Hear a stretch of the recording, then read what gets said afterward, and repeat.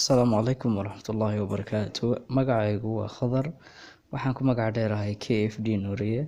Waxaan ku noolahay gobolka Sogdheer, Soomaaliya.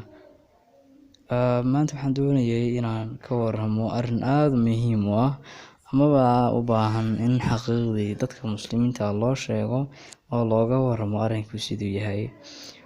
Maanta taariikhdu waa 10 bishii shanaad 2021.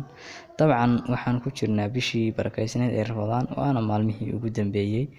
Waxaan ummadda muslimiinta u sheegayaa in cahdigii amaba qarnigii amaba taariikhdii amaba awooddii amaba dhismihii gaaladu ay lahayd in uu gabagaboobay amaba uu gabagabo ku dhow yahay.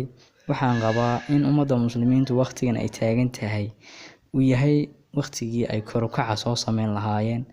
Haddii uu jiro waqtigeeda ka mid ah oo ay hoos u socdeen, maanta waxaan leeyahay macnaha kor bay u soo socdaan. Waqtigeeda ka mid ahna waxaan filayaa amaba aan ku rajo weynahay inay hogaamiyaan caalamka. Dabcan waxaan u jeedaa hogaamintii gaaladu way soo gabagaboobaysaa ama heerkooda hoos ayuu u soconayaa halka inaga heerkan uu kor u socdo. Sidoo kale muslimiinta waxaan ku boorinayaa inay taageeraan midnimada muslimiinta, inay taageeraan diintooda, inay taageeraan qof kasta oo muslim ah oo xaq ku toosan ama xaq ku taagan.